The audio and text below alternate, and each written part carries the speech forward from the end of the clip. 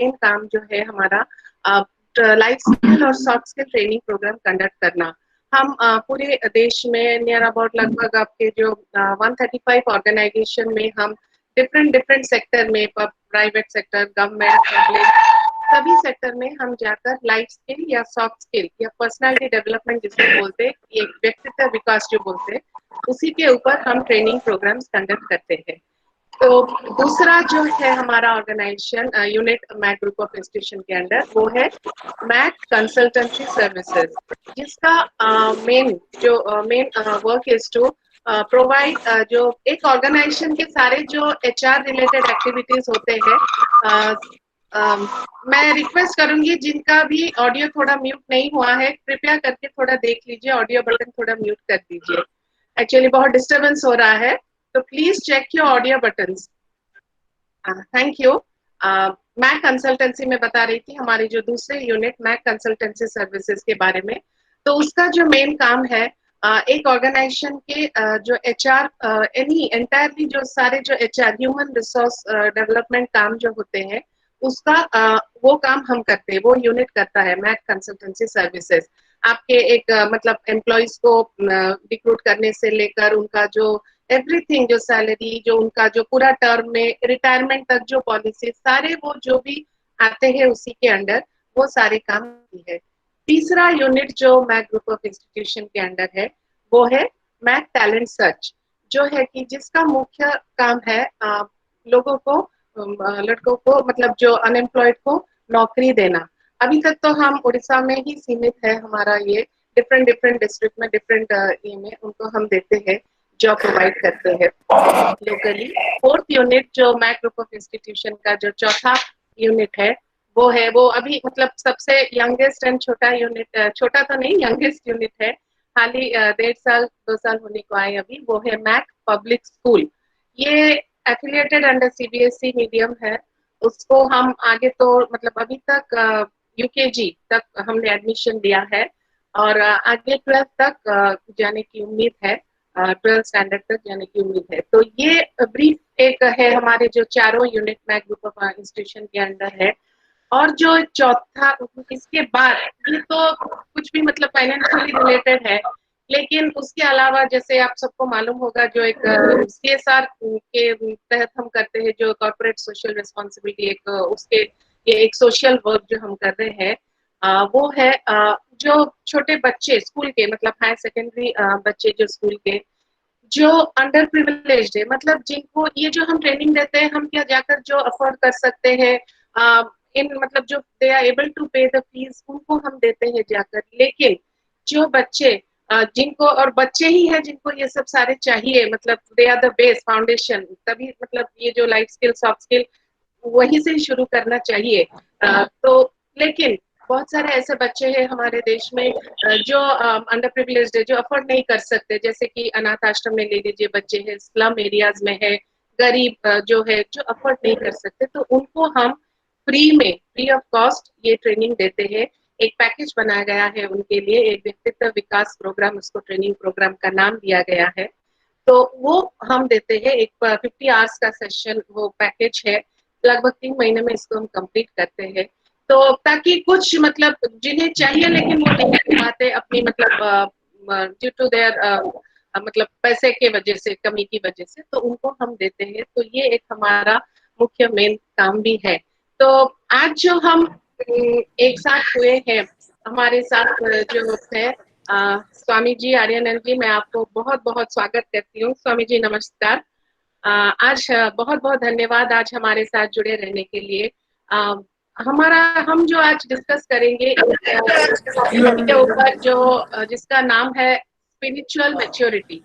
नाम से ही मतलब आपको पता चल रहा होगा कि क्या कहेंगे स्वामी जी, इसके बारे में तो बताएंगे, लेकिन थोड़ा मैं बस ये क्योंकि मैच्योरिटी जो वर्ड है, शब्द है, हम सबको पता है मैच्योर, एक मैच्योर मतलब क्या है, एक जनरल आदमी सोचेंगे तो हाँ मैच्योर मतलब कुछ शायद एक एज होगा, ये एज के बाद एक इंसान मैच्योर बन जाता है, तो एक नॉर्मली ऐसा कुछ दिमाग में आता है हमारे ख्याल में। लेकिन सही मायने में ऐसा नहीं है, कुछ मैच्योरिटी का कुछ एज नहीं है कि ये एज में हो गए कि वो एज नहीं आया उसका। एक्चुअली मुझे जो थोड़ा बहुत जो भी कुछ मतलब इसके बारे में ज्ञान है, मुझे लगता है कि it's actually a state of mind. मतलब हम देखते हैं ना कभी-कभी एक छोटे बच्चे भी इतने मैच्योर्ड वे में बिहेव करते हैं, लेकिन बहुत मतलब एज वाले भी वो इमैच्योर वे में बिहेव करते हैं। तो इसका एज से तो कोई नाता नहीं है, लेकिन इसके बारे में और लाइट डालने के लिए और ज़्यादा अच्छे से हमको क्लैरिटी से समझाने के लिए आज हमारे साथ मौजूद है स्वामी जी। तो उनसे तो हम जानेंगे, सुनेंगे, लेकिन उससे पहले और थोड़ा मैं हमारे ऑडियंस के लिए कुछ थोड़ा पॉइंट्स है। पॉइंट्स मतलब बस थोड़ी जानकारी इंफॉर्मेशन की। जैसे मैंने पहले भी कहा था, रिक्वेस्ट है कि ऑलरेडी तो आप लोगों ने म्यूट कर दिया है। वीडियो भी थोड़ा, क्योंकि आप अपना वीडियो बंद रखेंगे तो कोई प्रॉब्लम नहीं होगी, बल्कि ज्यादा बैंडविड्थ ही रहेगा पूरा सेशन में। तो आप देख सकते हैं स्वामी जी को, कोई बात नहीं है। तो आप अपना वीडियो भी बंद रख सकते हैं। और क्या है कि थोड़ा जो स्वामी जी तो अभी बोलेंगे, कहेंगे, मैं उनका इंट्रोडक्शन भी दूंगी, उसके बाद मैं स्वामी जी को इनवाइट करूंगी। तो जब वो बोलेंगे उनके बाद तो हमारा लास्ट में, अंत में कोई हम डायरेक्टली ऐसा और कुछ क्वेश्चन आंसर सेशन नहीं रखे हैं।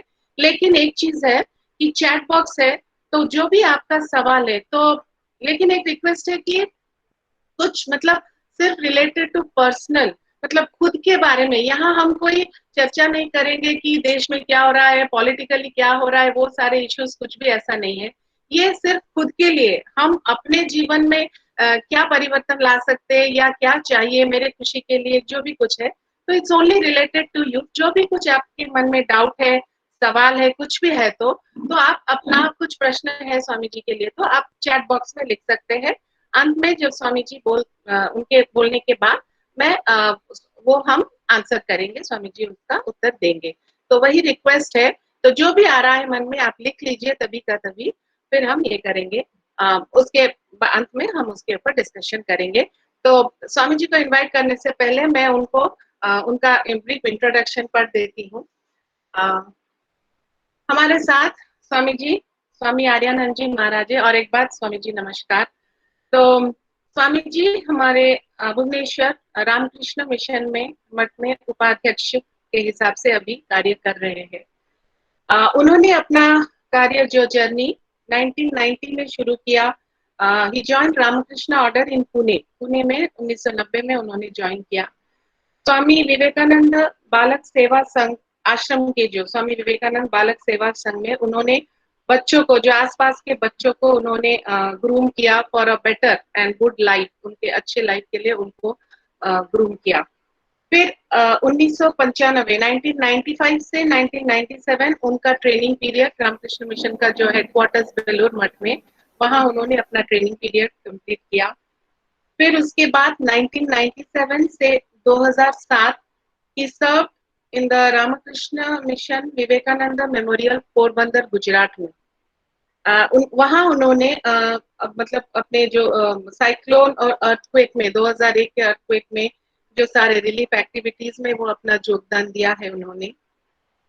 फिर उसके बाद 2007 में वो वापस पुणे आ गए, पुणे में ज्वाइन किया, और वहां के जो बालक संघ और युवा संघ में उन्होंने अपना कार्य इतना फैलाया कि उन्हीं के डेवलपमेंट के लिए, दोनों संघ के, उन्होंने बहुत अपना इनपुट दिया है, एफर्ट दिया है।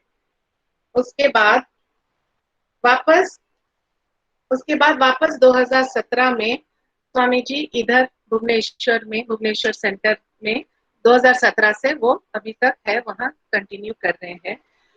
उनका जो as a he is a great speaker on personality development in schools, colleges, teacher, police training camps. इसके अलावा वो अपने लेक्चर प्रिजन में भी, मतलब जेल के इनमेट्स को भी वो अपना जो स्पीच उनको भी अपना देते हैं वहां पर। और he is very well known for his talks on Shrimad Bhagavad Gita and Swami Vivekananda और कर्म योग के ऊपर। ये तो बस कुछ ही, बस उनके बारे में थोड़ा बहुत है, लेकिन जो है मुख्य, अभी स्वामी जी को मैं इनवाइट करूंगी। आज स्वामी जी आप अपना ऑडियो बटन अनम्यूट कर दीजिए।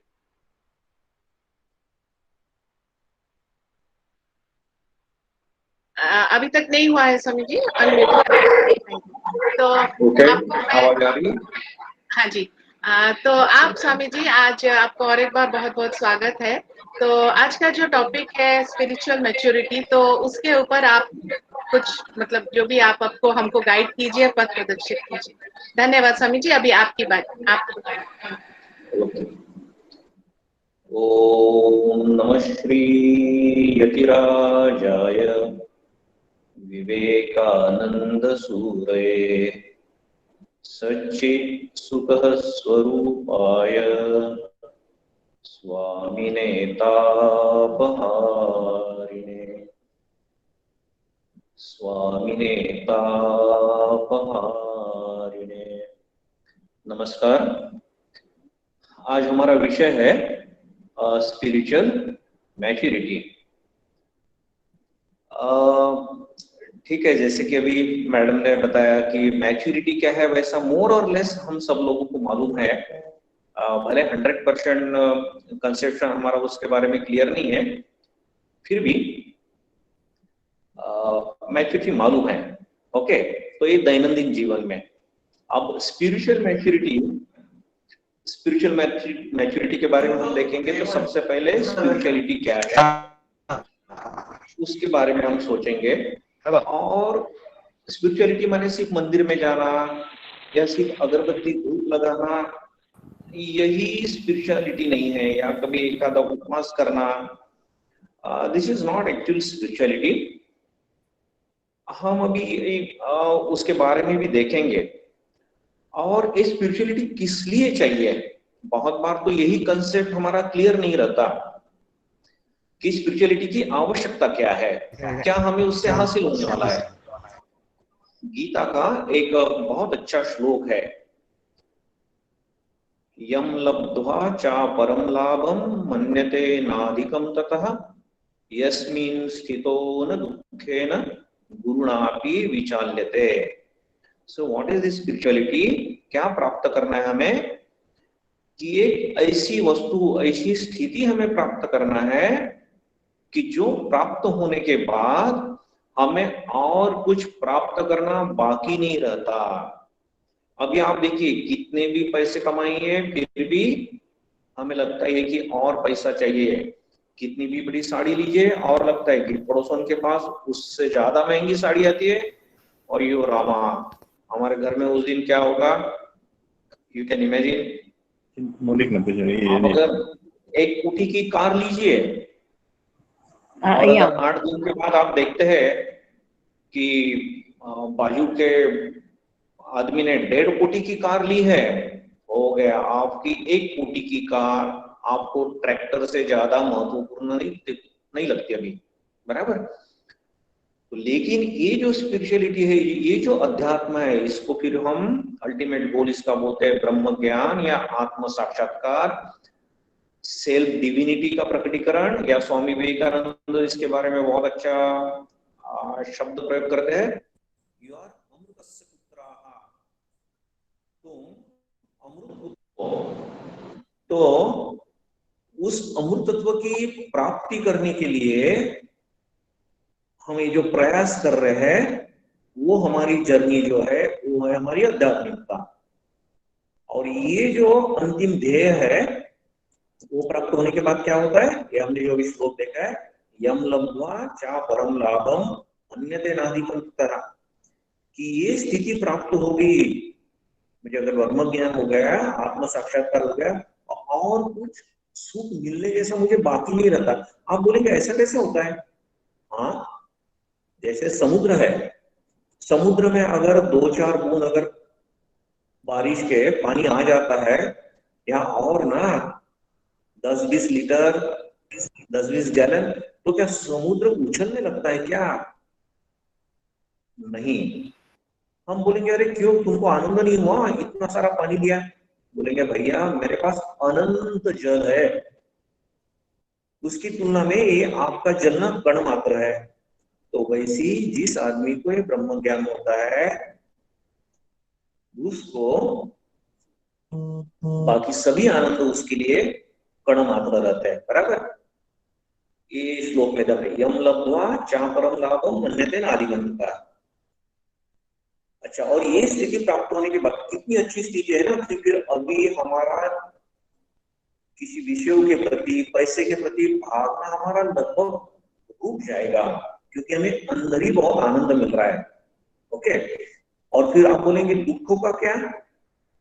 हाँ, दुख इस आदमी के ऊपर भी आएंगे, नहीं आएंगे ऐसा नहीं है, लेकिन दुख आने के बाद इसके ऊपर उसका परिणाम नहीं होगा। ओके, तो इसके लिए हम लोगों को स्पिरिचुअलिटी चाहिए।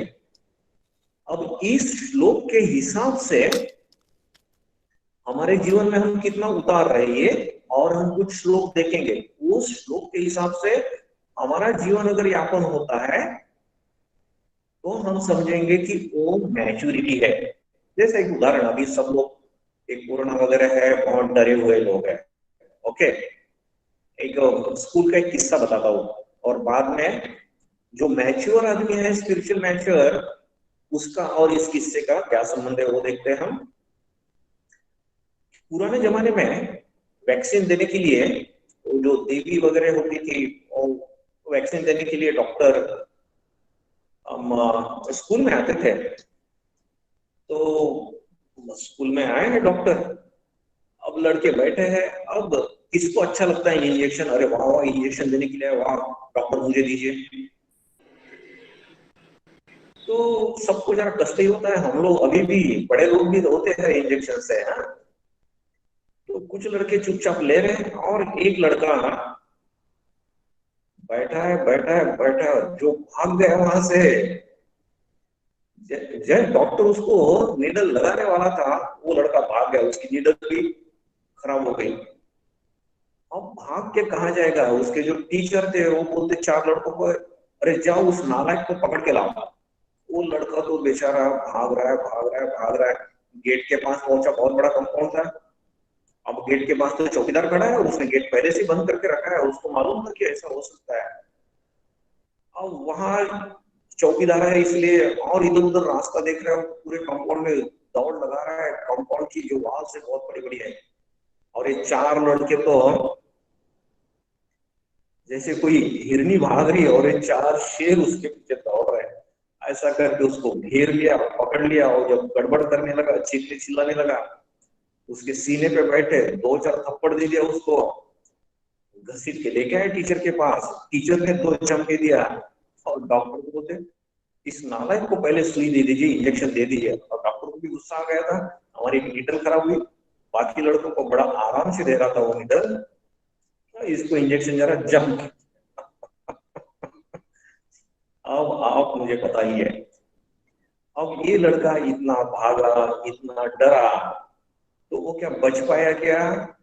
नहीं। और इसका तो इसमें मैच्योरिटी क्या है? एक कबीर जी बताते हैं इसका सोल्यूशन। देह धरे को दुख है, सब काहे को होए, ज्ञानी भुगते ज्ञान से, मूर्ख भुगते रोए।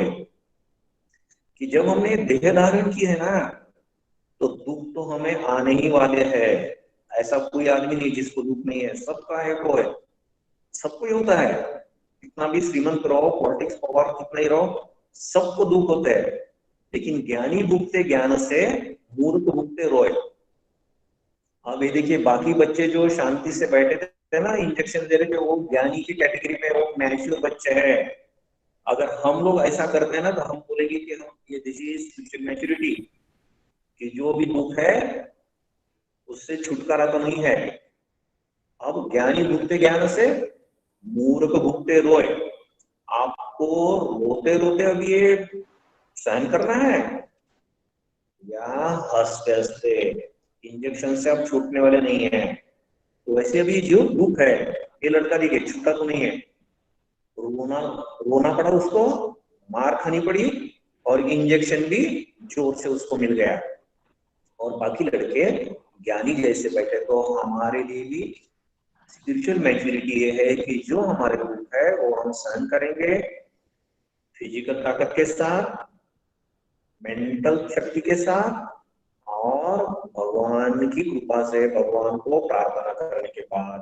बराबर, दिस इज और स्पिरिचुअल मैच्योरिटी। और कुछ कुछ लोग क्या है, भले मंदिर में जाएंगे, अगरबत्ती धूप वगैरह करेंगे, स्पिरिचुअल मैच्योरिटी नहीं है, क्यों? दिन रात रोते रहते हैं, दिन रात असंतुष्ट है, चिड़चिड़ चिड़चिड़ उनकी रहती है, this is not spiritual maturity. Okay, एक और एक उदाहरण देखते हैं हम। एक छोटे से गांव में एक एक बार सवेरे सवेरे एक एम्बुलेंस आती है और वो पूछते हैं कि पाटिल का घर, रामराव पाटिल का घर यही है क्या? बोलते हैं, हाँ ये सामने ही घर है। सवेरे सवेरे जब एम्बुलेंस आती है तो गांव के लोग भी, गांव में अभी भी है कि फट से लोग इकट्ठा हो जाते हैं। तो रामराव पाटिल भी बाहर आए, बोले भैया क्या क्या बात है? तो बोलते आपके यहाँ कोई प्रॉब्लम है? बोले ना ना, कुछ भी प्रॉब्लम नहीं। बोले आपके यहाँ शोभा नाम की कोई लड़की है? बोले हाँ। ठीक है, बोले शोभा तो हमारी खड़ी है, बहुत ही सुंदर लक्ष्मी जैसी लड़की, 16 साल की वहां खड़ी है।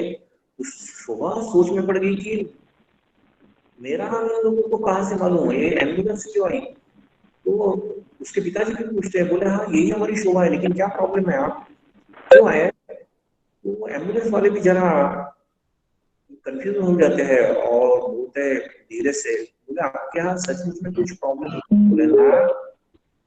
बोले फिर पटेल साहब जरा माफ कीजिए, हमें किसी ने फोन किया कि आपके यहाँ शोभा नाम की एक लड़की है और लेबर पेन से बहुत हैरान है, बहुत सीरियस कंडीशन है, और तुरंत आप एम्बुलेंस भेजिए, हम उसको हॉस्पिटल लेके जाने के लिए आए हैं। और यहाँ पे शोभा बिटिया बहुत अच्छी दिख रही। बोले किसी ने शैतानी की है, किसी ने जानबूझकर ऐसा फोन कॉल किया है। तो पटेल साहब भी बहुत अच्छे रहते हैं, बोले हाँ लेकिन आप लोग बहुत अच्छे, फोन सुनकर भी आप आ गए। बोले आइए चाय लीजिए। बोले ना ना, चाय वगैरह भी नहीं लेंगे, फिर कभी आएंगे। वो लोग चले गए।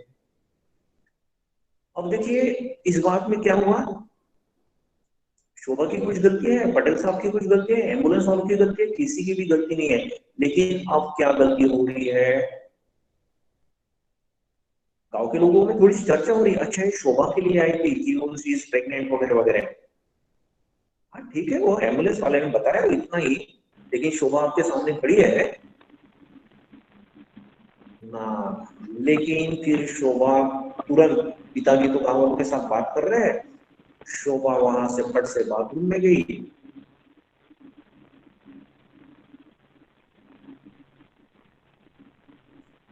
बाथरूम अंदर से बंद कर देती है, उसके ऊपर केरोसिन डालती है और माचिस लगा देती है।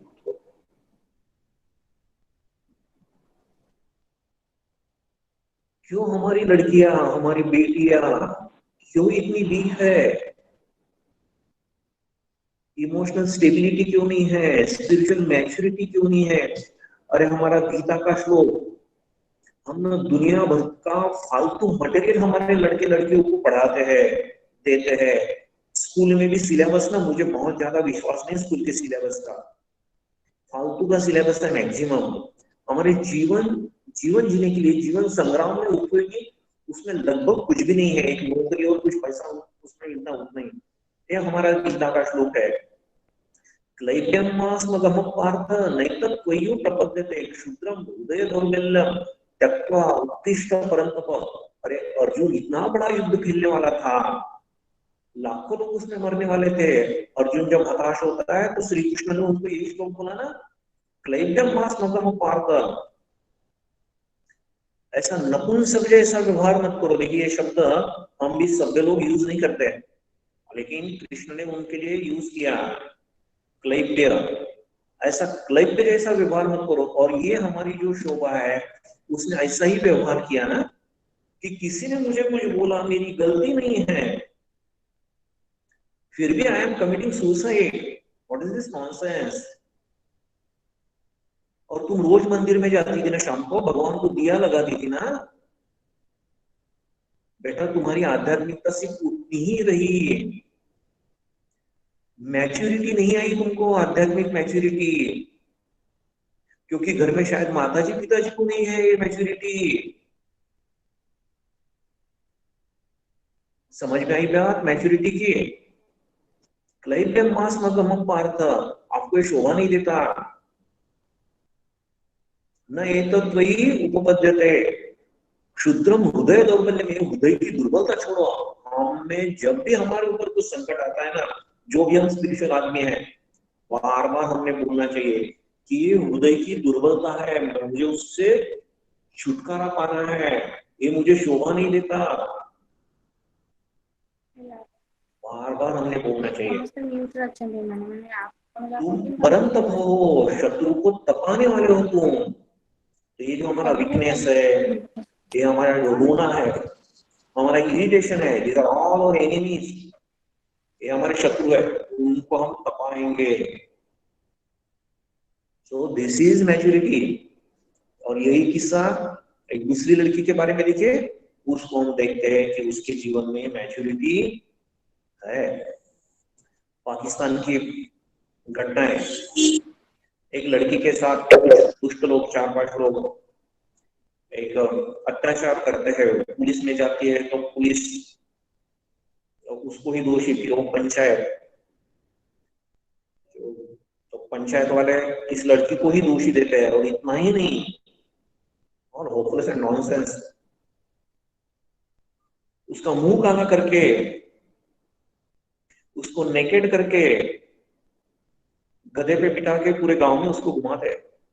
अब मुझे बताइए, ये जो हमारी शोभा है, उसकी तुलना में इस लड़की के साथ कितना घटिया किस्म का हुआ, कितना अपमानास्पद हुआ।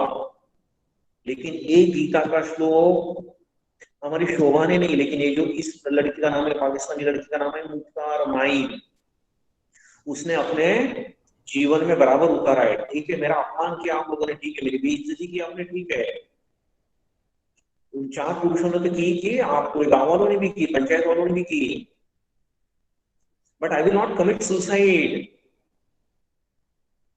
भगवान मेरे साथ है। स्वामी विवेकानंद बोलते हैं, faith faith faith faith in yourself, faith in God, and that is the secret of success. And what type of secret, what type of success? सिर्फ पैसा मिला, नौकरी मिली, दैट इज सक्सेस? अरे ना, जीवन का सही सक्सेस कि मैं हमेशा आनंद में रहूंगा, मैं हमेशा आनंद में रहूंगी, दूसरे के ऊपर डिपेंड नहीं रहेंगे हम। ये जो यम लोग जो श्लोक हमने देखा ना, सुख के लिए हम दूसरे के ऊपर डिपेंड नहीं रहेंगे, अंदर से हमें वो सुख मिल रहा है, दिस इज मैच्योरिटी। और ये मुख्तार भाई, ये लड़की है,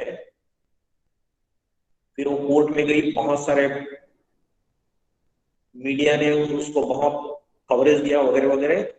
आज उस लड़की के पास करोड़ों रुपए का फंड है और गरीब लड़कियों को बहुत अच्छा एजुकेशन दे रही है। This is maturity, this is spirituality, this is spiritual maturity.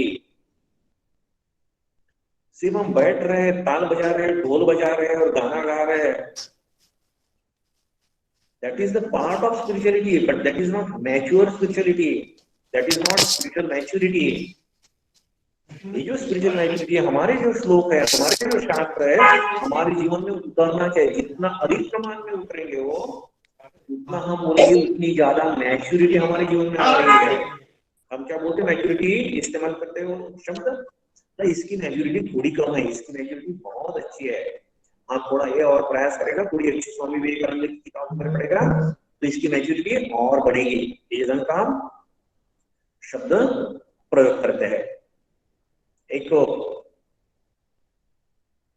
और एक किस्सा याद आता है, एक एक फ्रांस की घटना है। एक स्त्री अपने 3 बच्चों के साथ, हमें भी एक लड़की छोटी 5-7 साल की है, दूसरी उससे 3-4 साल बड़ी है, 11 साल की होगी, और तीसरी लड़की शायद 16 साल की है। रेलवे स्टेशन पे खड़े हैं लोग, और बहुत देर से खड़े हैं, और ये शायद गरीब भी है ये लोग, ठंड काफी है, फिर भी शरीर के ऊपर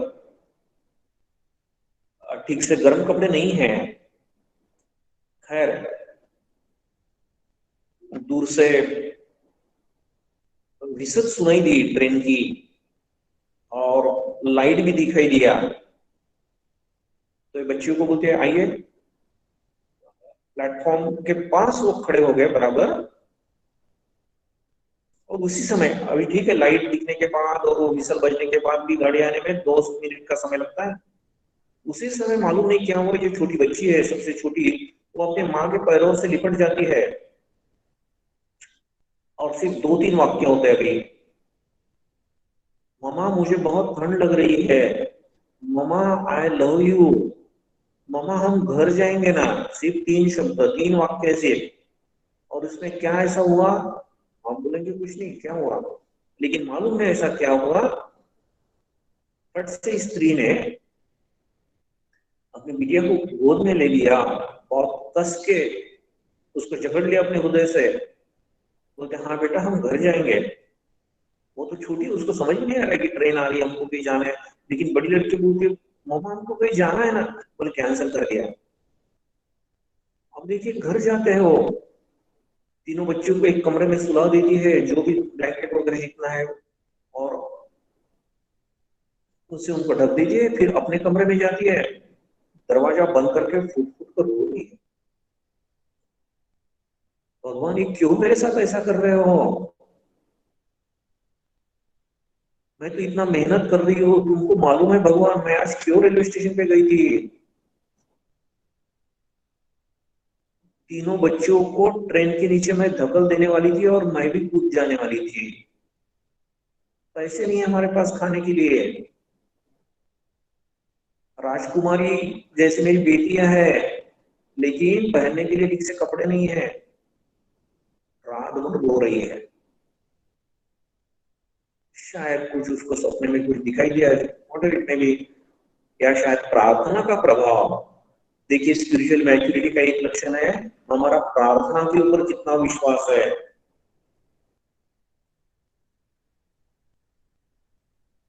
और सचमुच में प्रार्थना में बहुत सारा तथ्य रहता है, बहुत मदद हो सकती है।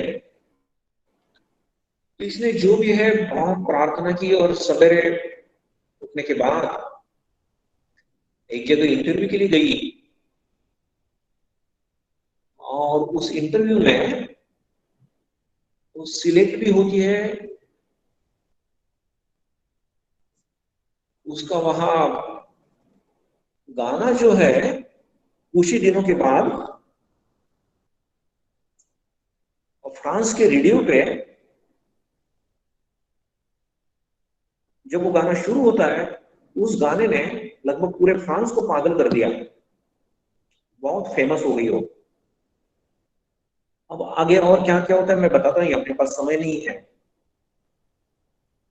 लेकिन देखिए ऐसे जब प्रॉब्लम आते हैं तो हमारा गीता जी का और एक श्लोक हमारी मदद के लिए आता है। भगवत गीता हमारे मदद के लिए है।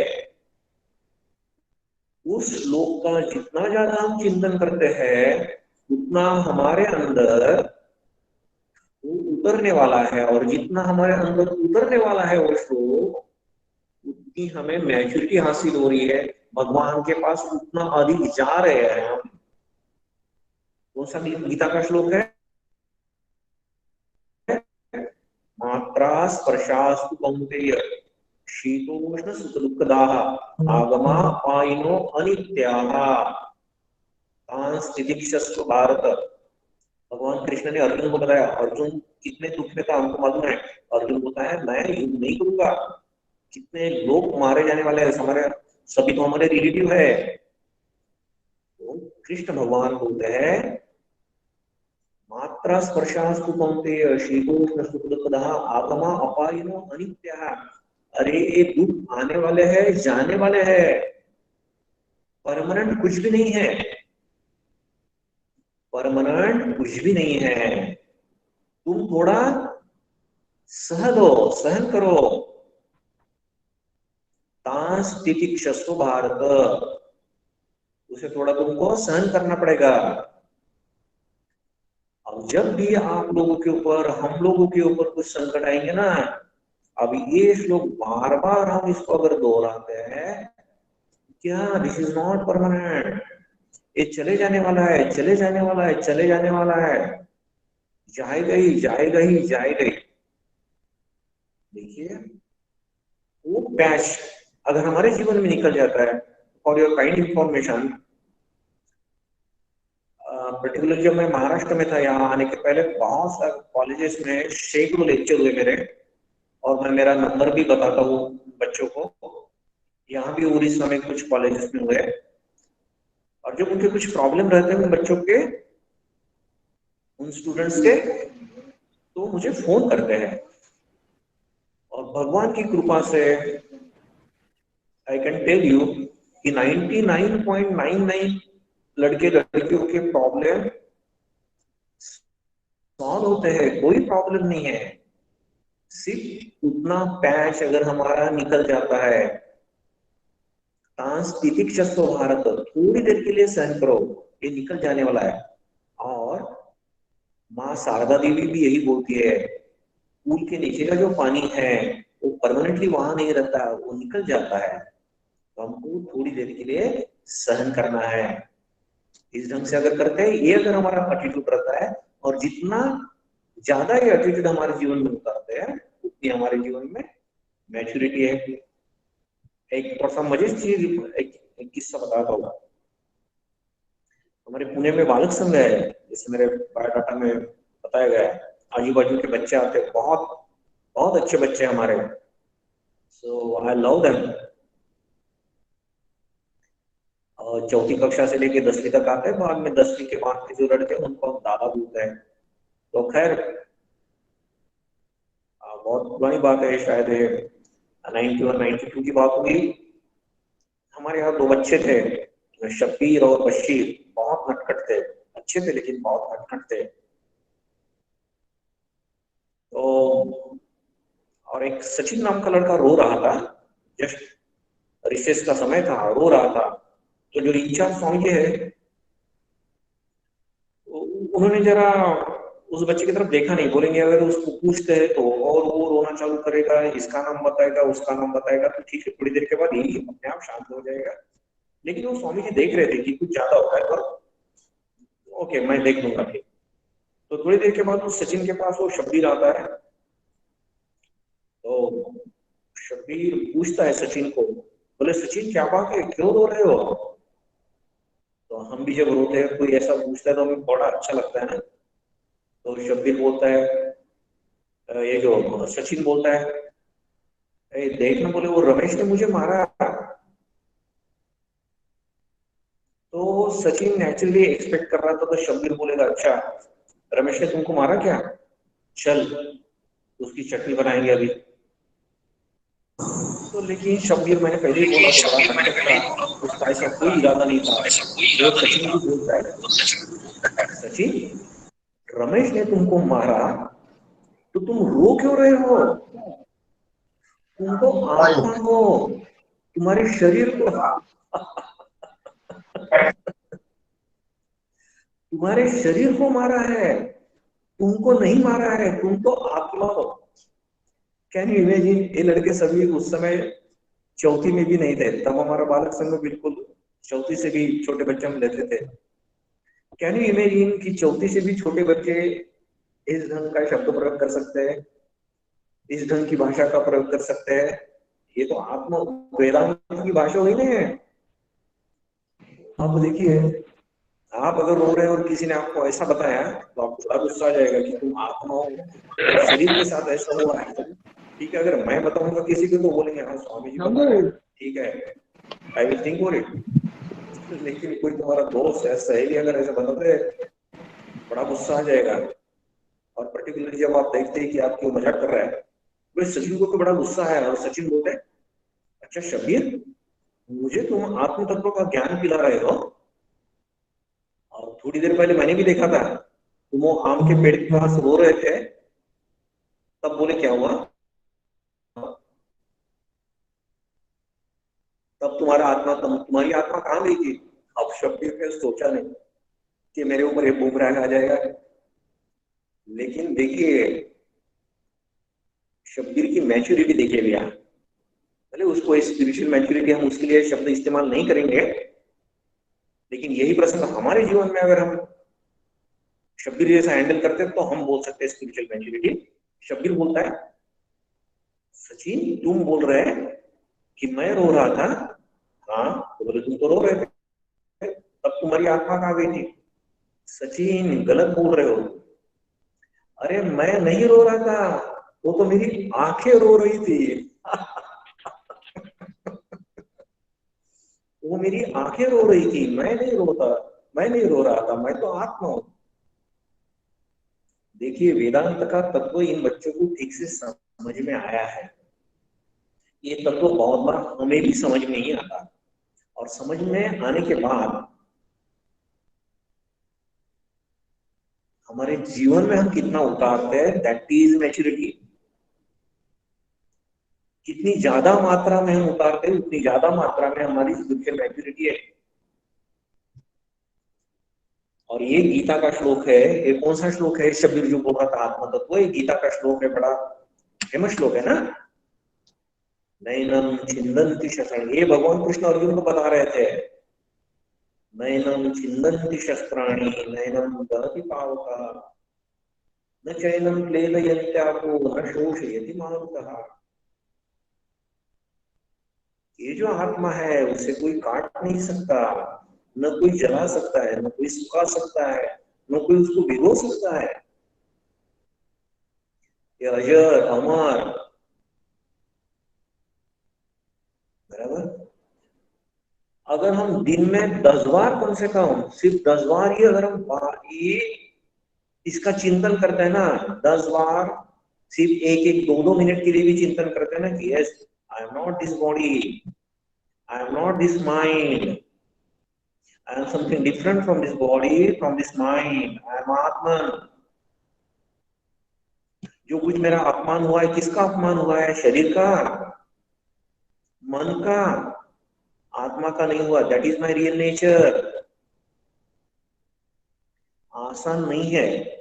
अरे आसान कुछ भी नहीं है। स्कूल में अंक हासिल करना भी आसान नहीं है, नौकरी करना आसान नहीं है, बॉस आपको हमेशा गाली देता है, संसार करने के बाद भी वो आसान नहीं है। वो आप लोगों को बहुत अच्छी तरह से मालूम है। लेकिन करते करते ये होता है। देखिए, शब्बीर ने अपने जीवन में कुछ क्षण के लिए उसको बराबर उतारा ना, तो हम भी अगर इस ढंग से उतारते हैं, और ये पॉसिबल है। इसका एक प्रैक्टिकल, जैसे शब्बीर ने अपने जीवन में उतारा, भले कॉन्शियसली नहीं उतारा। एक 25-30 साल पहले की बात मुझे याद आती है। रीडर डाइजेस्ट नाम की पत्रिका है, शायद 20 साल पहले की बात है। इसमें किस्सा मैंने पढ़ा, बहुत आश्चर्य लगा। एक लड़की बेचारी कहीं जा रही है, और दो आदमियों से के चंगुल में वो फंस जाती है बेचारी। हम कल्पना कर सकते हैं उसके साथ क्या हुआ। बड़ी दुखद घटना है। उसके बाद पुलिस उससे पूछताछ कर रही है। ये ही बड़ी आश्चर्य की बात है, क्या बोल रही है वो लड़की। बोले मेरे साथ जब ये लोग दुष्कर्म कर रहे थे, तब मुझे लग रहा था कि मैं कुछ एक हॉरर मूवी देख रही हूं, जिसमें एक लड़की के साथ दो बदमाश दुष्कर्म कर रहे हैं। लेकिन मैं वो पर्दे पे देख रही हूँ, वो एक दूसरी लड़की, वो ये दो आदमी और एक दूसरी लड़की। अरे मेरे साथ कुछ हो रहा है, ऐसा नहीं है, आई एम समथिंग डिफरेंट। अब देखिए, अब यही तो ये शब्बीर ने जो बात की है, और भगवान कृष्ण जो बात कर रहे हैं, यही तो इस लड़की ने कुछ हद तक एक्सपीरियंस किया है कि मेरे साथ हो रहा है, ऐसा नहीं है, किसी दूसरी लड़की के साथ हो रहा है। तो ये तत्व अगर हमारे जीवन में हम उतारते हैं, तो हम बोल सकते हैं कि हम मैच्योर हो रहे हैं। अदरवाइज सिर्फ मंदिर में जाएंगे, नमस्कार करेंगे, कुछ वहां पंडित जी को कुछ दान देंगे, अगरबत्ती करेंगे, एब्सोल्युटली उसका कुछ ज्यादा फायदा होने वाला नहीं, हमारे जीवन में शायद 1-2% ही मैच्योरिटी है। ठीक है, so our spirituality should be practical. Swami Vivekananda का एक बहुत सुंदर व्याख्यान है, practical Vedanta. So this Vedanta should be practical और spirituality should be practical, और ये प्रैक्टिकल है हमारे जीवन में। हम उसको, प्रॉब्लम है कि हमारे जीवन में हम कितनी चेष्टा कर रहे हैं उतारने की। एक सुंदर एक प्रसंग है, एक छोटी सी लड़की एक बार रास्ता क्रॉस करके एक मेडिकल स्टोर में जाती है। तो मेडिकल स्टोर का जो काउंटर है वो काफी बड़ा है, हम इमेजिन कर सकते हैं कि लगभग 3.5-4 फुट 4 फुट 4.5 फुट तक रहते ही होगा। और ये तो छोटी सी लड़की है, तो काउंटर के पीछे वो खड़ी है, तो काउंटर के पीछे जो 2 लोग खड़े हैं, उस दुकान के मालिक, उनको तो पता भी नहीं चला ये लड़की वहां आई है। तो नॉक करती है, तो वो देखते हैं, झांक कर देखते हैं कि ये लड़की काउंटर के पीछे। बोले यस बेटा बोलो क्या चाहिए। क्या बोलती है वो लड़की, आई वॉन्ट मिरेकल। व्हाट? मुझे मिरेकल चाहिए, मेरे पास पैसे हैं, मैं दूंगी आपको, लेकिन I need it very badly. तो जो असली दुकानदार जो है वो बोलते बेटा ना हमारे यहाँ मिरेकल नहीं रहता। बोले ना अंकल लेकिन मुझे बहुत जरूरत है, होगा आपकी दुकान में, देखिए ना मेरे पास पर्स है, मैंने जमा किया है बहुत सारा पैसा, वो सब आपको दे दूंगी।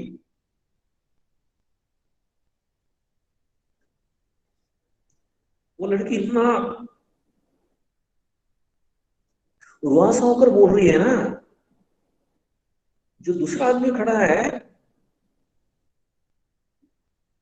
वो काउंटर के उस पार आ जाता है, लड़की को उठाता है, काउंटर पर बिठाता है। बोले बेटा मिरेकल क्यों चाहिए तुमको, बताओ शायद मैं कुछ मदद कर सकता हूँ। ये दुकानदार देखता है वो उसका भाई है, तो बोलते अपने भाई को इशारा करते बोले तुम शांत रहो 1 मिनट। बोले बेटा हमें बताओ तो मिरेकल क्यों चाहिए, शायद हमारी दुकान में हो सकता है। वो लड़की अभी थोड़ी एक आशा जग गई उसके मन में, और बोलते अंकल भी अच्छे हैं, तो बड़ी अच्छी बातें कर रहे हैं। बोलते अंकल क्या है ना, मेरा एक छोटा सा भाई है, जब से हमारे घर में आया बहुत खुशियां ही खुशियां है, मैं उसके साथ बहुत खेलती हूँ, रादर खेलती थी, लेकिन बोले कुछ उसको हो गया, उसको हॉस्पिटल लेके गए, और मम्मी पापा जाते उसको मिलने के लिए, मुझे कभी नहीं लेके जाते। मैं कितनी बार बोलती हूँ कि मुझे लेके चलिए, वो बोलते ना ना उसको एक विशिष्ट रूम में रखा है, तुमको वहां अलाउ नहीं करते हैं, लेकिन हम जल्दी उसको लेके आएंगे, फिर खेलोगी तुम भैया के साथ। लेकिन बोले आज मैंने सुना मम्मी के साथ पिताजी बात कर रहे थे, और पिताजी बोल रहे उसको कि अब उस छोटू को ना सिर्फ मिरेकल ही बचा सकता है।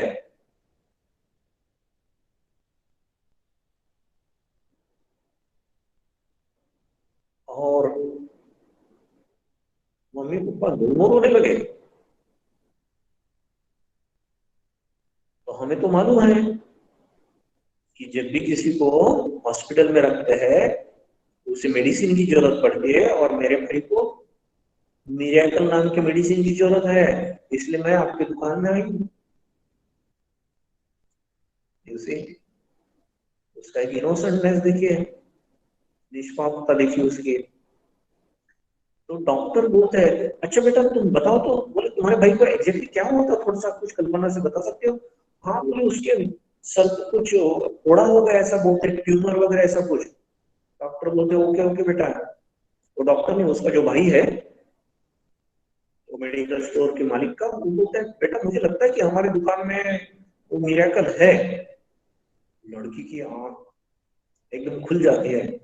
बोले अच्छा कितने का होगा, तो बोले बेटा दिखाओ तुम्हारे पास कितने पैसे, वो छोटी अपनी पर्स उठे देके एक इतना कुछ कॉइन तो रहता है। और एग्जैक्टली इतने पैसे में मिराकल हो जाएगा। तो बोले बहुत अच्छा, ये पैसा आप ले लीजिए, मुझे मिराकल दे दीजिए। बोले बेटा यहाँ मैं नहीं दे सकता तुमको मिराकल, मुझे तुम्हारे घर आना पड़ेगा। हाँ बोले तो चलिए ना। कहाँ है? बोले तुम्हारा घर ये क्या सामने ही। हमने जाते कॉल में दबाते, उसके माता जी पिताजी निकलते बाहर, देखते कि हमारी छोटी सी राजकुमारी एक अनजान आदमी के साथ खड़ी है। और ये आदमी बोलता है कि माफ कीजिए, आपकी लड़की इस कारण हमारे मेडिकल स्टोर में आई थी, मेरे भाई का मेडिकल स्टोर है वो, तो आपके यहाँ आपके बेटे को जरा प्रॉब्लम है, मैं अंदर आके आपसे बात कर सकता हूँ? आइए आइए आइए। तो बोले क्या प्रॉब्लम है आपके बेटे को? बोलते हैं ऐसा ऐसा प्रॉब्लम है, ब्रेन ट्यूमर है। तो बोले इन डॉक्टर के पास क्यों नहीं गए आप, आपके शहर के स्पेशलिस्ट डॉक्टर इस बारे में तो।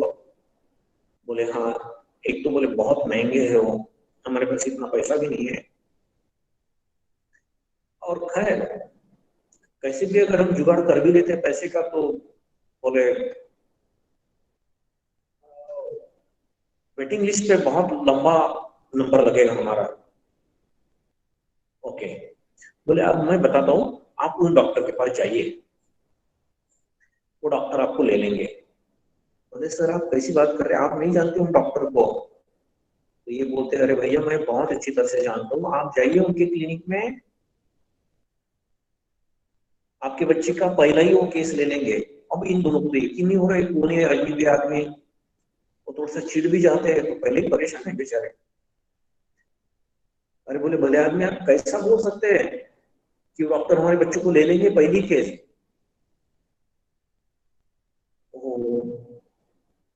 अजनबी आदमी उनके कंधे पे हाथ रखता है, बोले आप चिंता मत कीजिए, संशय भी मत कीजिए, वो डॉक्टर नहीं हूँ।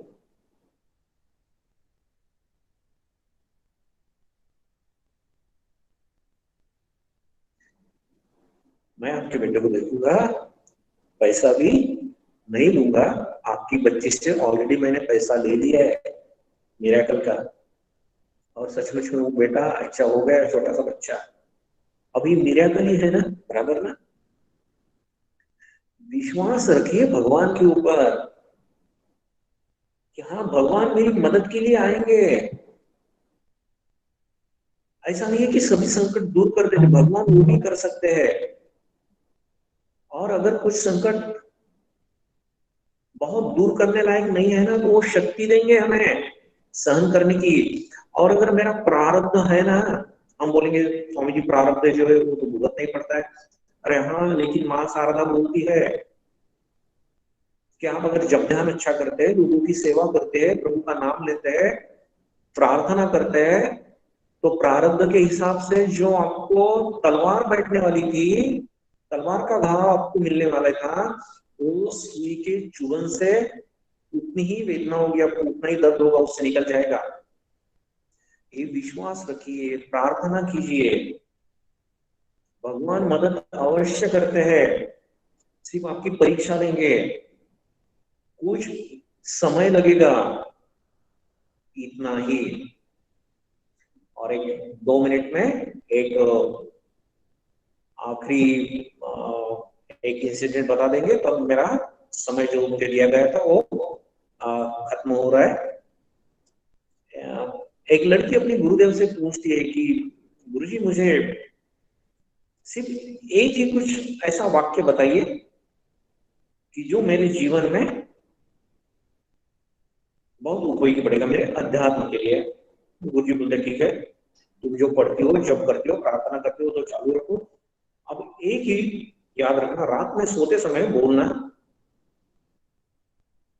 रोज रात में सोते समय, भगवान आज जो भी अच्छा हो, जो भी हुआ है अच्छा हुआ है। ओके। तो लड़की अभी वैसे ही करने लगी। अब कभी कभी तो बड़ी मुश्किल हो जाती है, सहेलियों के साथ झगड़ा हो गया, अब वो उसकी आदत है भगवान जो भी हुआ अच्छा हुआ, अरे क्या खाक अच्छा हुआ, उस सहेली ने मेरे साथ कितनी बदतमीजी की, मेरा तो गुनाह भी नहीं था। लेकिन बोलते ना, भगवान तुम जो भी करते हो मेरे अच्छे के लिए ही करते हो, शायद मुझे आज समझ में नहीं आ रहा है, कल समझ में आएगा। और कभी कभी देखती है कि हाँ, जिसको मैं सहेली समझती थी वो तो बहुत खराब लड़की निकली। अच्छा हुआ मेरे साथ उसके रिलेशन भगवान ने पहले ही तोड़ दिए थे, उस समय मुझे दुख लग रहा था, लेकिन अभी अच्छा ही हो रहा है। ऐसे उस लड़की की जीवन में कितनी बार हुआ कि जो अभी लग रहा है कि मेरे साथ कुछ खराब हो रहा है, लेकिन बाद में पता चलता है कि वो अच्छा ही हुआ है। तो लड़के का धीरे धीरे विश्वास बहुत बढ़ने लगा है इसके ऊपर। उसका विवाह हो गया, पति पत्नी एक दूसरे से बहुत प्रेम करते थे, और सब माने दोनों के घर वाले भी देखते हैं कि इन दोनों का आपस में बहुत अच्छा, इनकी वेवलेंथ बहुत अच्छी मैच होती है। और सडनली एक्सीडेंट हो जाता है और लड़का मर जाता है। बहुत रो रही है पागल जैसा।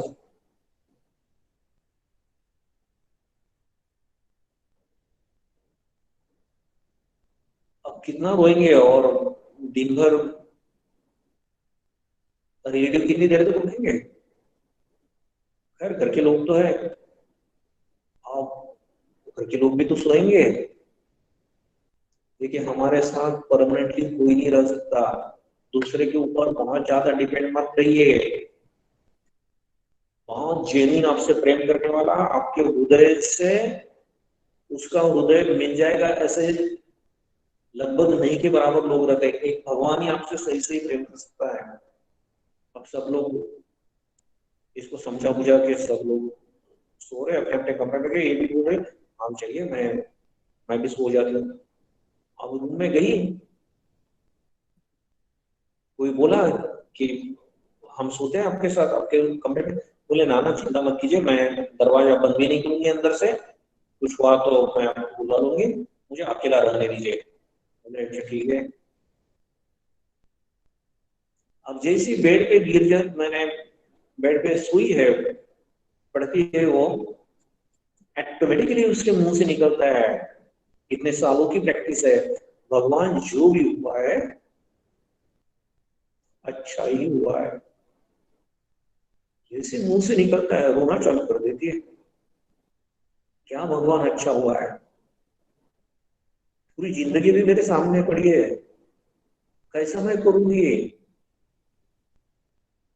बहुत रो रही है, लेकिन इतने सालों का जो उसका अनुभव है, ऐसे तो बहुत सारे किस्से हुए, ये बहुत गंभीर विषय है, बहुत दर्द भरा आज का किस्सा है। लेकिन अभी तक के उसके जो अनुभव थे कि ना, कुछ दिनों के बाद मुझे समझ में आता है अच्छा हुआ। बोले भगवान अभी समझ में तो आ रहा है, बुद्धि से समझ में आया, मन को अभी भी नहीं समझ रहा है, प्लीज मुझे वो भी समझा दीजिए ना। I am your helpless baby. और ऐसा प्रार्थना करते करते सो रही है, प्रार्थना कर रही है, दिस इज मैच्योरिटी। बहुत प्रार्थना कर रही है और उसको नींद आ गई। मालूम नहीं नींद में क्या हुआ, सपना देखा है और वाटर इट में भी, तब भगवान ने उसकी प्रार्थना सुन ली। सवेरे उठती तो एकदम फ्रेश गुलाब जैसा उसका चेहरा था। सो दिस इज मैच्योरिटी। ओके, तो मुझे जो समय दिया गया है वो खत्म हुआ है। जस्ट हाँ एक अनाउंसमेंट करता हूँ। अच्छा, आपके जो प्रश्न होंगे शायद अभी तो मैडम मुझे बताएंगी। हाँ जी, हमारे हाँ पास जी शायद सर, हाँ 10 जी, मिनट है। तो हाँ जी। अगर मैंने अभी बहुत सारे लोग ज्वाइन हुए हैं और फिर भी किसी को अगर प्रश्न पूछनी है तो मैं मेरा नंबर बताता हूँ आपको, बाद में मुझे आप फोन कर सकते हैं। My name is Swami Aryananda and my number is 9921331314. Again I will repeat, 9921331314. आप मुझे, this is my WhatsApp number, आप मुझे तो पहले मैसेज दीजिए कि स्वामी जी मुझे आपसे कुछ पूछना है, I will give the time और हम बातचीत कर सकेंगे। और यहाँ बहुत सारे मराठी लोग भी Marathi, I could not ज्यादा take लोग मुझे down. दिख रहे हैं ज्वाइन हुए हैं। महाराज उनके लिए जस्ट कुछ सेकंड में बता देता हूँ कि हर शनिवार का मैं शाम को 7:30 बजे स्वामी विवेकानंद जी का कर्मयोग इस विषय पर बोलता हूँ, लेकिन वो मराठी में रहता है, तो you can join, you can contact me. Thank you, आप सब लोगों को बहुत बहुत धन्यवाद। पर्टिकुलरली एक बहुत अच्छी संस्था है मानव अध्ययन केंद्र, इन्होंने मुझे एक गोल्डन चांस दिया।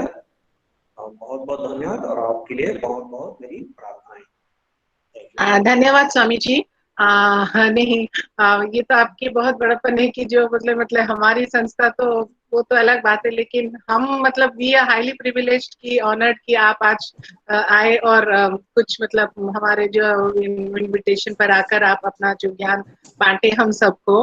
तो बहुत अच्छी तरह से मेरे दर्शक जी जो ऑलरेडी तो बहुत सारे हैं स्वामी जी के डिवोटीज, तो उन्होंने देखा, हमने भी सीखा कितने अच्छे से जो एक दो शब्द का आज का टॉपिक स्पिरिचुअल मैच्योरिटी है, तो उसको कितने अच्छे जो एक आम इंसान समझ सके, छोटे छोटे उदाहरण के माध्यम से स्वामी जी ने आपकी हमको आवाज बहुत समझाया। कम आ रही है।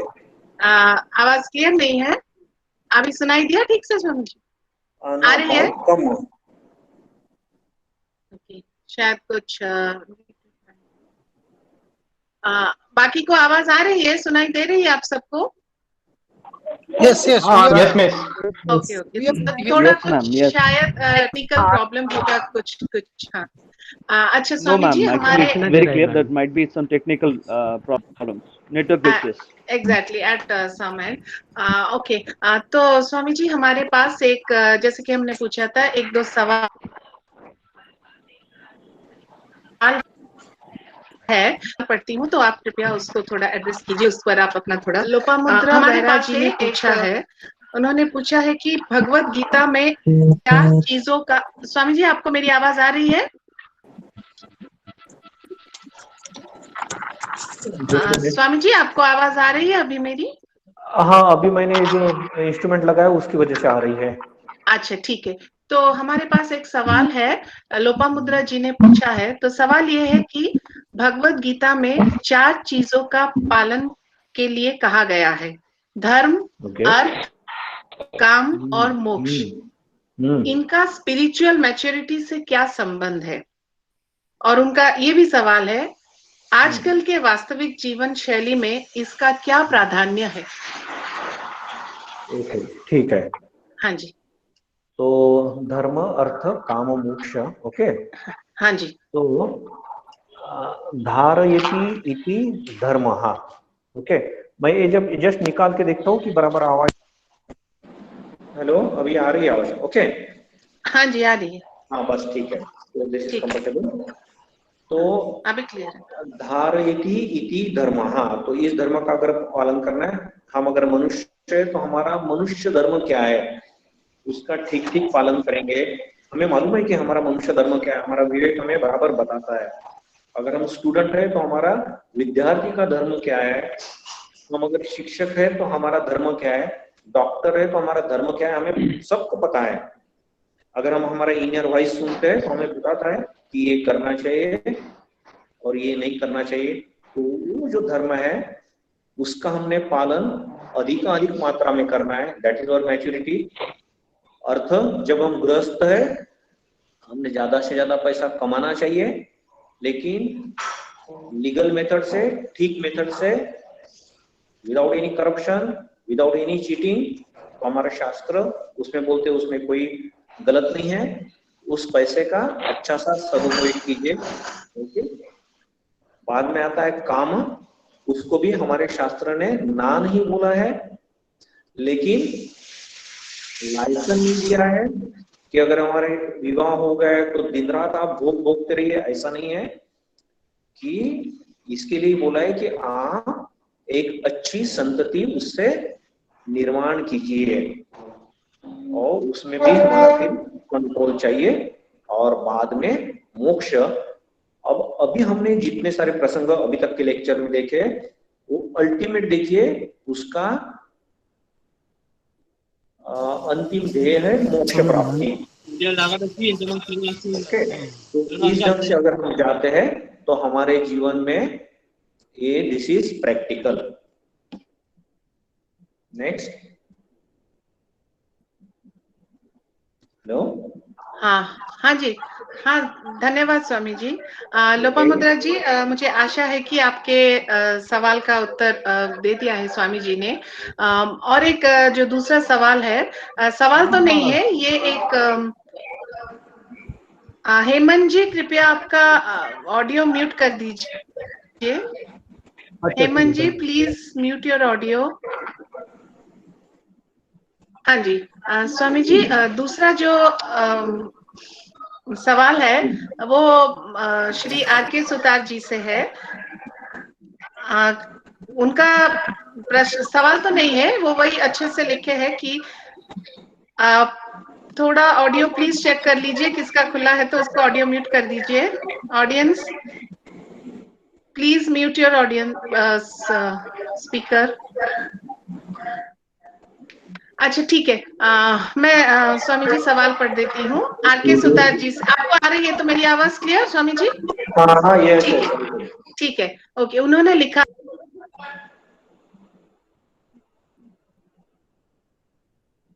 आवाज गई है, मुझे कुछ भी सुनाई नहीं दे रही है। Voice is not Audible. Ma'am हाँ, मेरा वॉइस इज नॉट अभी ऑडिबल। म्यूट हो गया मैडम का, म्यूट हो गया मैडम का, इधर दिख रहा है। मैम मेरा हाँ voice yes, is not Audible. हाँ प्लीज हाँ ठीक है अनम्यूट। ठीक है ठीक है, म्यूट हो गया था। Thank you thank you. अभी आ रही है ना? हाँ, अनम्यूट हो गया। अच्छा, स्वामी जी हमारा जो है श्री आर के सुतार ने लिखा है, स्वामी जी प्रणाम। You spoke vividly on the subject by giving a lot of examples through stories. It was very extensive. For a common man to save in mind, will you kindly summarize what are the indicators of spiritual maturity? मतलब जो आपका जो पूरा जो था session, तो उसको एक समराइज करके पॉइंट वाइज, अगर एक साधारण मनुष्य के लिए समझने के लिए, उसको आप पॉइंट वाइज में क्या कैसे समराइज करेंगे? ओके। अम्मी जी, जस्ट पहला तो हम देखते हैं कि सबसे पहला पॉइंट कि हमारे जीवन में जो भी दुख आते हैं उसको हमने सहना है और हंसते हंसते सहना है, बराबर। और क्यों? इसमें स्पिरिचुअलिटी क्या है कि ये भगवान की इच्छा से कोई, उसकी इच्छा के बिना कुछ नहीं होता है। तो ये जितना अधिक हमारा भाव रहेगा उतनी हमारी स्पिरिचुअलिटी ज्यादा है, मैच्योरिटी ज्यादा है। दूसरा, ये मेरा प्रारब्ध है इसलिए मैं भुगत रहा हूं, दिस इज मैच्योरिटी, और मैं हंसते हंसते सहन करूंगा। ओके। और एक बात, मेरा शरणागति का भाव रहना चाहिए, भगवान तुम्हारी इच्छा पूर्ण हो, दिस इज मैच्योरिटी। प्रार्थना में हमारा विश्वास रहना चाहिए कि भगवान मेरी मदद करेंगे ही करेंगे, आज नहीं तो कल करेंगे, लेकिन करेंगे ही करेंगे, दिस इज मैच्योरिटी। फिर हमने अद्वैत तत्व भी देखा, वो शब्बीर का और वो अफ्रीका की गर्ल है लड़की, उनका वो तत्व देखा कि जो भी कुछ होता है, so I am not this body, I am not this mind, I am something different from this body and mind, I am atman. तो जितनी अधिक मात्रा में हमारे जीवन में हम उतारेंगे उतनी हमारी स्पिरिचुअल मैच्योरिटी ज्यादा है। हमें देखेंगे जब दुख होते हैं वो भी देखा है कि वो परमानेंट नहीं है, इवन सुख भी परमानेंट नहीं है। इसलिए सुख और दुख के उस पार हमें जाना है कि जहां सिर्फ और सिर्फ आनंद रहेगा, और वो आनंद अंदर से हमें मिलेगा, बाहर के व्यक्ति के ऊपर, पोजीशन के ऊपर, पैसे के ऊपर हम डिपेंड नहीं रहेंगे। तो ये भाव जितना ज्यादा आएगा उतनी हमारी स्पिरिचुअलिटी ज्यादा है, स्पिरिचुअल मैच्योरिटी ज्यादा है। तो ये आज की समरी हो गई है। थैंक यू स्वामी जी, बहुत बहुत धन्यवाद। अभी आशा है कि मतलब ये जो पॉइंट वाइज आपने लिख दिया और भी क्लियर हो गया, क्लैरिटी एक मतलब याद रखने के लिए, भविष्य के लिए। और एक सवाल अभी आया है, और दो सवाल। श्वेता सोनावा ने, उन्होंने पूछा है, Swami ji I don't pray but I believe in doing good and I believe in following the ethics in my work, does that make me spiritually mature? हाँ बिल्कुल, क्यों नहीं है। इवन स्वामी विवेकानंद बोलते हैं, जैसा हमने बोला कि मराठी में मेरे हर शनिवार को कर्मयोग के लेक्चर चल रहे हैं, उसमें स्वामी विवेकानंद बोलते हैं कि आप अगर भगवान को नहीं भी मानते हैं लेकिन आप बहुत अच्छा काम करते हैं, अब बहुत अच्छा काम, माने इतना अच्छा काम कि खुद को पूरा विलीन कर देते हैं, खुद के बारे में जरा भी नहीं सोचते। एक बहुत अच्छा ये शब्द यूज करते स्वामी जी, सेल्फ एब्निगेशन, खुद को पूरा मिटा देना। तो बोले इस ढंग से आप करेंगे तो फिर अगर भगवान को भी नहीं मानते तो भी भगवान बुद्ध जहां पहुंचे हैं वहां आप भी पहुंच सकते हैं। थैंक यू, बहुत बहुत धन्यवाद स्वामी जी। अब ये आखिरी सवाल आई थिंक ये वाला लेंगे।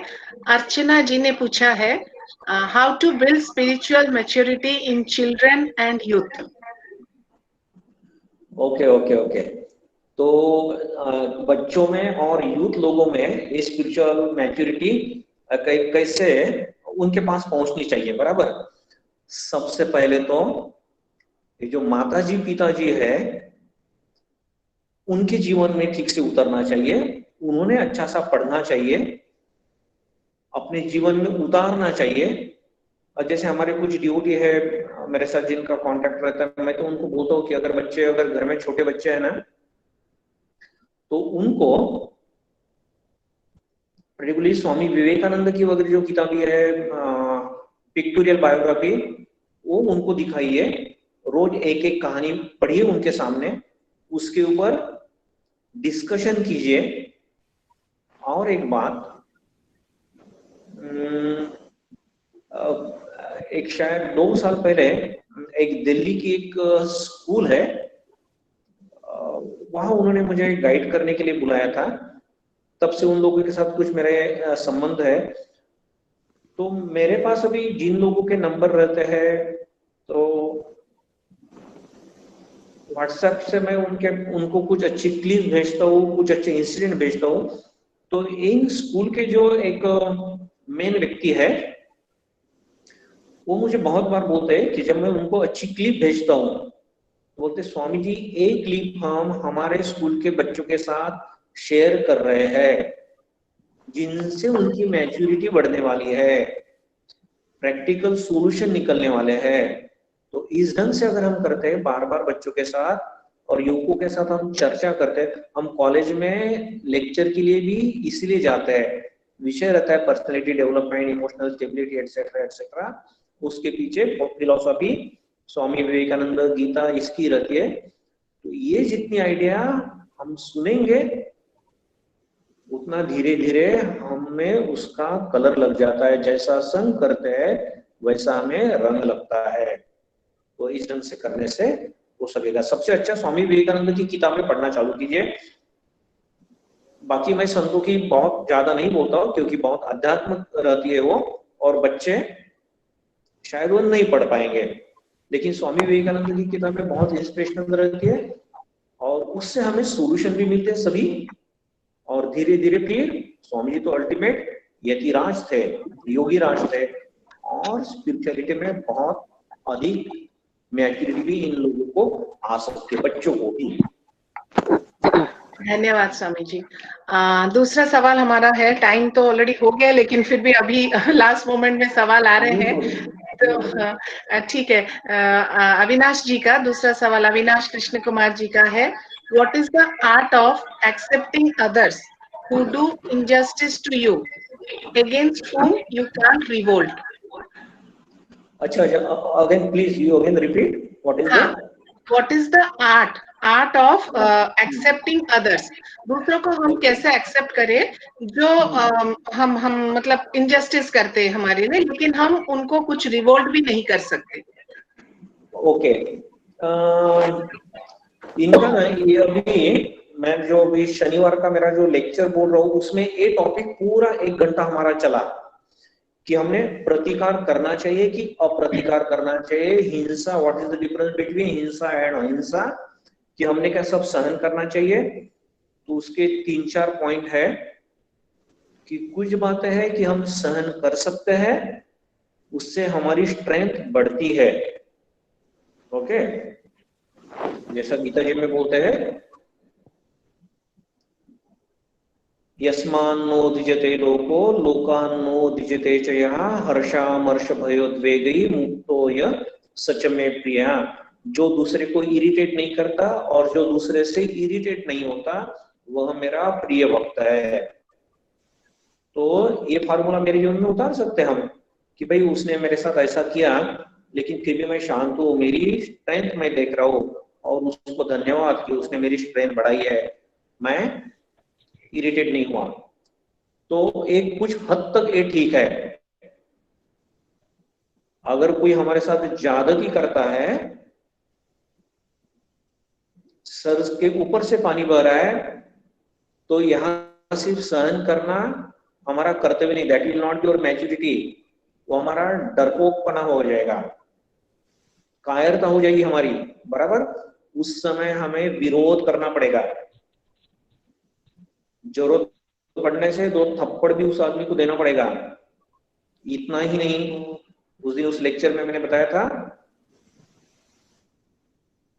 कि उस हमारी जम्मू में एक लड़की ने जैसे टेररिस्ट के घर में आए और उसने देखा कि बहुत बड़ा कुछ होने वाला है, फट से उसने उसकी AK-47 छीन ली, वही उसको ढेर कर दिया। तो जरूरत पड़ने पे ये भी हमें करना पड़ेगा। और कुछ बातें हैं, कभी कभी हम देखते हैं कि समाज में बहुत जगह अन्याय हमको दिखता है, हर जगह हम उसका प्रतिकार नहीं कर सकते हैं, तो कुछ जगह हमको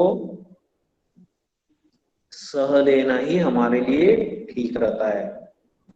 तो ये 3-4 प्रकार है, हर अलग अलग सिचुएशन में अलग अलग हमारा सॉल्यूशन होगा, एक ही सॉल्यूशन नहीं है। और फिर भी अगर इनका कोई पर्टिकुलर प्रॉब्लम है तो he or she can share with me, I will definitely talk to he or she. हाँ, बहुत धन्यवाद स्वामी जी, Thank बहुत you, अच्छी ma'am. तरह। ये Thank you, एक महाराज. जैसे कहा कि कुछ एक कॉमन नहीं रहता है, पर्टिकुलरली है तो उसके लिए अलग अलग सिचुएशन में अलग अलग solution.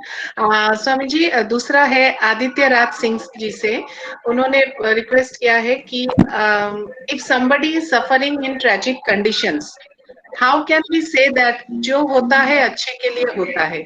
I mean, don't we think that we become heartless and merciless, उनका ये मानना है। ओके, बिल्कुल बराबर। तो हमारे साथ जो होता है उसके बारे में बोलिए कि जो होता है अच्छे के लिए होता है। ओके, और ये सचमुच में इसके ऊपर बहुत हम चिंतन करेंगे तो समझ में आएगा कि क्या क्या अच्छा हो रहा है, हमारे अनुभव क्या हो रहे हैं, मेरी स्ट्रेंथ कितनी बढ़ रही, मेरी चित्त शुद्धि कितनी हो रही है, उससे जो भी हमें दुख होता है, दर्द होता है, उससे हमारा प्रारब्ध कट रहा है। ओके, तो this attitude should be for our self, for my self. हाँ, लेकिन जब दूसरे को परेशानी होती है तो उस समय ऐसा मत करो। किसी लड़की के साथ अगर रेप होता है तो हम बोलेंगे और जो होता है अच्छे के लिए हो रहा है, ऐसा नहीं है। उसके साथ हमारी सहानुभूति चाहिए, उसको अगर आर्थिक सहायता की जरूरत है तो हमने करनी चाहिए, मेंटल उसको जरूरत है, मानसिक इमोशनल सपोर्ट की जरूरत है तो उसको देनी चाहिए। इफ शी और ही इज पेशेंट, उसके साथ रात भर रहिए, उसकी सेवा कीजिए। वो भाव उनके लिए, दूसरों के लिए ये भाव चाहिए, और खुद के लिए पर्टिकुलरली जो होता है अच्छे के लिए होता है, ये भाव खुद के लिए है, दूसरे के लिए ये भाव रखना ठीक नहीं है। धन्यवाद स्वामी जी। दूसरा है एक स्टूडेंट से, स्नेहा दत्ता करके, उनका सवाल है, वो 12th स्टैंडर्ड की छात्री है। उन्होंने पूछा है कि how to deal with stress and tension and negative thoughts in studies. I am unable to study properly before exams. Stress का तो मैंने पहले ही बोला है कि जो कबीर जी का दोहा है कि ज्ञानी भुगते ज्ञान से, मूर्ख को भुगते रोग। आप स्ट्रेस लेने के बाद अगर आपकी पढ़ाई बहुत अच्छी होती होंगी तो लीजिए, और अगर स्ट्रेस लेने के बाद मुझे प्रॉब्लम होता है, मेरी पढ़ाई ठीक नहीं हो रही है, तो मत लीजिए। क्या होगा ज्यादा से ज्यादा? स्ट्रेस क्यों आता है? मुझे मार्क कम मिलने वाला है, यही है ना। एडमिशन मुझे नहीं मिलने वाला है, अगर अभी नीट की एग्जाम दी आपने, जीई की एग्जाम दी, वहां एक एडमिशन नहीं मिलने वाली है मुझे, इतना ही ना। और क्या होता है? अरे तो खुद के ऊपर विश्वास रखो ना। Faith faith faith faith in yourself, faith in God, कि अगर मुझे वहां नहीं एडमिशन मिलती तो जहां भी एडमिशन मिलेगी, जिस क्षेत्र में जाऊंगी वहां मैं अपना नाम कमाऊंगी, एक लता मंगेशकर का उदाहरण बताता हूँ, तो इट विल बी क्लियर। ये मुझे यही चाहिए, इस झमेले में मत पड़िए, उससे स्ट्रेस आता है। हाँ, you try your best and let God do the rest. आपको नहीं मालूम कि वहां जाने के बाद आपका फायदा होने वाला है कि नुकसान होने वाला है। अभी दिखता है आपको कि फायदा होने वाला है, लेकिन नॉट नेसेसरी कि फायदा होगा ही होगा। और लता मंगेशकर का उदाहरण बताता हूँ। लता मंगेशकर को कोई पूछते हैं कि आपको अगर गाने के क्षेत्र में अगर आप नहीं आती तो हम बोलेंगे अरे कल्पना ही नहीं कर सकते कि लता मंगेशकर और गाने के क्षेत्र में नहीं है। लेकिन लता मंगेशकर कल्पना कर सकती है। वो बोलते ठीक है, मैं अगर गाने के क्षेत्र में नहीं आती तो और किसी क्षेत्र में तो जाती है। बोले हाँ, तो फिर बोलते मैं जिस क्षेत्र में भी जाती ना, उस क्षेत्र की लता मंगेशकर बनती। This is self confidence. अब ये सेल्फ कॉन्फिडेंस है तो स्ट्रेस कहां से आने वाला है? अगर मुझे नहीं मिलता है वहां एडमिशन, मुझे आर्ट में मिलता है एडमिशन, अरे आर्ट में मैं ऐसा चमत्कार करके दिखाऊंगी ना, लोग बोलेंगे, सभी लोग आर्ट में एडमिशन लेना चालू कर देंगे। हमारे क्रिकेट का किस्सा देखिए, क्रिकेट हम लोग कुछ खेलते नहीं थे, लगभग नहीं के बराबर। 83 में जब वर्ल्ड कप जीता ना हमने, तब लोग दीवाने हो गए। करोड़ों करोड़ों करोड़ों करोड़ों रुपए, अब्जों रुपए हम दे रहे हैं उनको भी, भले हम लोग कुछ बहुत टीका भी करते कि इन लोगों को क्यों इतना पैसा मिल रहा है। अब वो 83 के बाद हुआ, तो उनको श्रेय देना चाहिए कि उन लोगों ने ऐसा काम करके दिखाया कि बाकी लोग अभी वहां जाने के लिए बहुत मेहनत करते हैं, जाना चाहते हैं। तो आप भी जिस फील्ड में जाएंगे उस फील्ड में नाम कमाइए। नेक्स्ट। बहुत बहुत धन्यवाद स्वामी जी। नहीं, अब तक का तो ये लास्ट क्वेश्चन था। वैसे भी हमारा समय तो हो गया है ऑलरेडी, हमारा आधा घंटा। तो मुझे लगता है कि अभी का सेशन यही हम समाप्त करेंगे। तो उससे पहले स्वामी जी बहुत बहुत धन्यवाद, और एक बार आपको हमारे माय ग्रुप ऑफ इंस्टीट्यूशन और मेरे सभी ऑडियंस की तरफ से आपको बहुत बहुत धन्यवाद। Thank you for giving your precious, आपका जो वैल्यूएबल टाइम देने के लिए, और जो इतने अच्छे से, इतने मतलब जैसे कि आम इंसान जो समझ सके, उसी तरह आप छोटे छोटे उदाहरण देकर जो समझाए, जो मैच्योरिटी क्या है। तो आशा है कि सभी जो हमारे साथ उपस्थित ऑडियंस होंगे आज, तो कुछ तो लेकर जाएंगे, जैसे कि they have taken away something. And और ऑडियंस का रिक्वेस्ट है कि कुछ भी अगर रह गया है, कोई प्रश्न, ने अपना नंबर दे दिया है, उनका जो अलग सेशन, वो आप डायरेक्टली भी उनसे बात कर सकते हैं। और आगे भी भविष्य में हम ऐसे भी अलग अलग तरीके से कंडक्ट करेंगे। तो बहुत बहुत धन्यवाद मेरे सारी ऑडियंस को भी आज हमारे साथ। आपका साथ ना होता तो ये सेशन भी वैसा अच्छा नहीं होता। और एक बार आप सबको और स्वामी जी को मेरे तरफ से, मेरे ऑर्गेनाइजेशन की तरफ से थैंक यू वेरी मच। आज का सेशन यहीं पर समाप्त करेंगे। थैंक यू, धन्यवाद। Thank you Swami ji. धन्यवाद सब लोगों को, धन्यवाद। नमस्कार। नमस्ते प्रणाम महाराज स्वामी जी। जी। नमस्कार नमस्कार। नमस्कार।